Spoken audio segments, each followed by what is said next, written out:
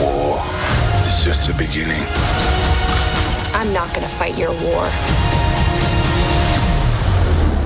I'm gonna end it. Thanks for watching Slice of SciFi. I'm Noah Richmond. And I'm Daren Goldsby.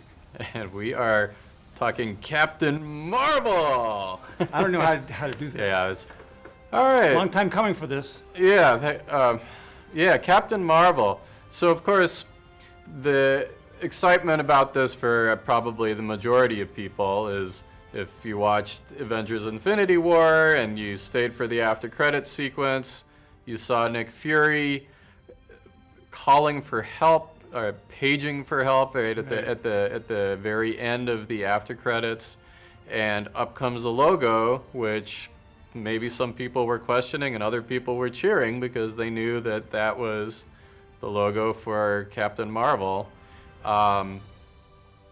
Infinity War just absolutely, pulls everything together, galvanizes everything, propels this energy going forward so that you can have nothing but palpable excitement about this film coming out. With Avengers Infinity, I mean, it was like the pinnacle of the Marvel movie making. It embraced everything that was dramaful. It had moments of hilarity, and it really brought you in, and you were invested 10 years or and it was like it was amazing how powerful that movie was, and still to this day, knowing we have another part obviously, but it's almost like this almost felt like the Han Solo movie in some ways, in regarding to the Star Wars series. It was like, well, this is kind of a necessary movie. We've needed to see the Captain Marvel movie, but to tie it in to something that's already been developed and done is almost seemed like secondary, like, well, how can we bring Captain Marvel into it? And I know that there's more to it than that, but that's just the way it felt like to me. Even though I was one of the guys cheering the pager at the end of the movie, because I've always liked when it was Ms. Marvel. Now, of course, Marvel films have a formula at this point, and the good thing about the formula is you're never going to go to a Marvel film and just have a totally bad time.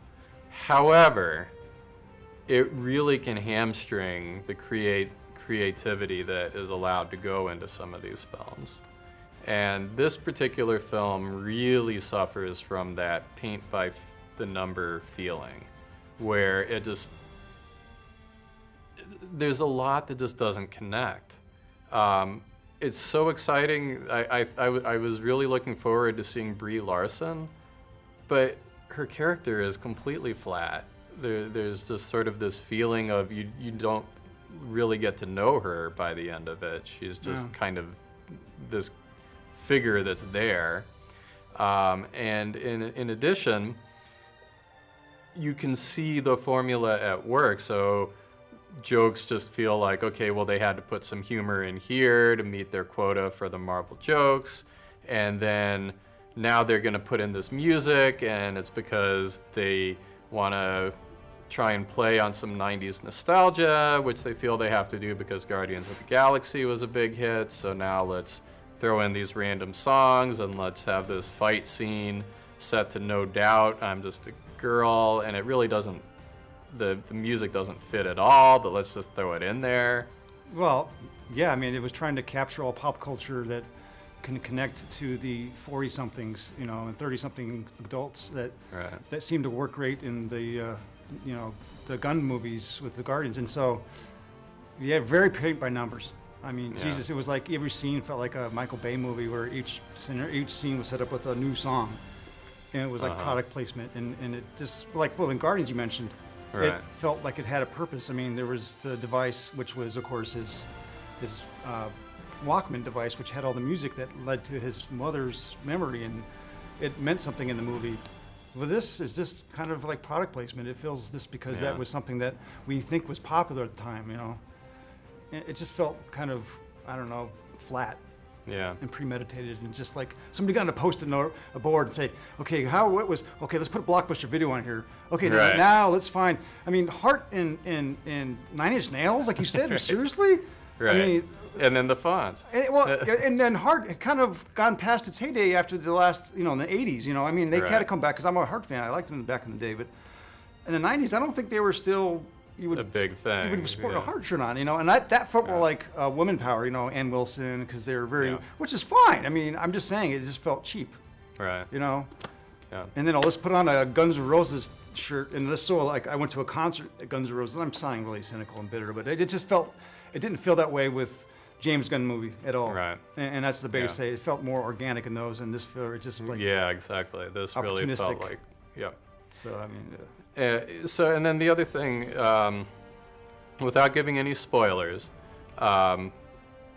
there is, this is a film that plays around with your perceptions, and one of the perceptions it plays around with is who you think is an enemy, and then later finding that there's more to the story than you think, which in and of itself, I would be all for. I think that that could be a very interesting thing.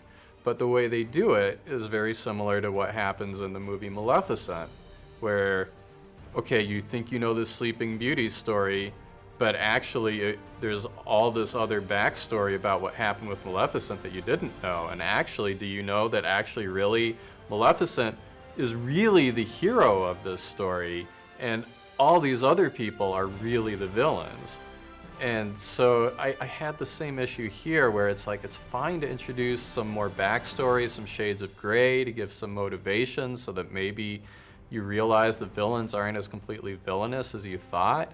But to just turn it into, well, now actually what in the comic book has traditionally been a villain is now really a hero, and what in the comic has traditionally not been bad is suddenly the villain.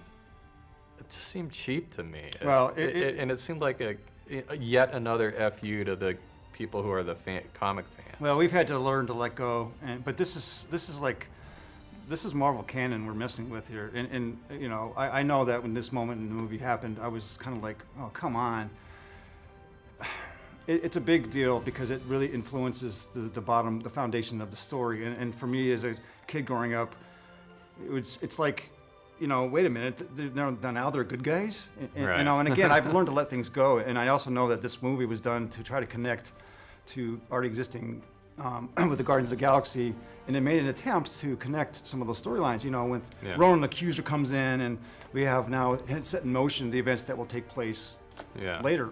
So, you know, I just, learning to let things go has been one of the biggest, hardest things for me to do with these movies, you know, which I've done okay with, but for some reason in this movie, it felt a little harder.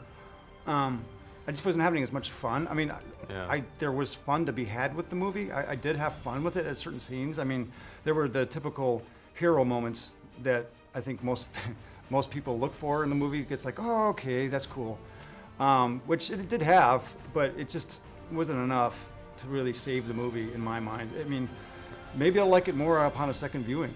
I mean, it's hard to say. It's got a lot to prove, though. I mean, this is the first Marvel movie with a female superhero lead, and by all accounts, I think maybe everyone's expecting too much from it. I mean, I don't know. Yeah, we'll see.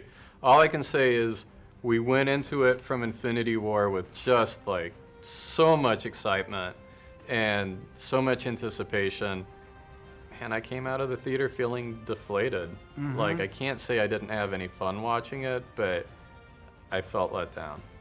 So. You know, it is interesting. I don't know how familiar you are with this Marvel character, but in the history of Marvel, she's seen various versions and been brought back many times. And I can't say if this one that we're seeing in the movie is the most accurate. I know there are some differences in the way she gained her powers, but for the most part, it felt, you know, believable from that point of view. But it's just, I don't know, the way the movie ends, and we're supposed to now all of a sudden get back into the whole, you know, Avengers final conclusion, the Endgame. Yeah. It was amazing, you know, because there's two parts to the movie. You have to wait for it at the end of the movie. There's credits and stuff, but that little section had more drama and more emotion that I got from it than the entire movie. And it was like, wow. And it's hard. I know that people out there will like this movie because it does have fun moments, and it does have some moments that generate laughs. I know that there are people in the screener that were somewhat laughing, but I don't know if that was laughing out of... Yeah, as I said, you have the Marvel formula. You know, you're not going to go in and just completely be annoyed. Well, when Gus the cat Is that his name, Gus, or whatever the hell his name? But that was probably the most enjoyable part of the movie. Yeah. But anyway. Yeah. Anyway, so Captain Marvel, it's okay. Yeah. And I think that's both of our thoughts on it. And thank you for watching Slice of SciFi. See you.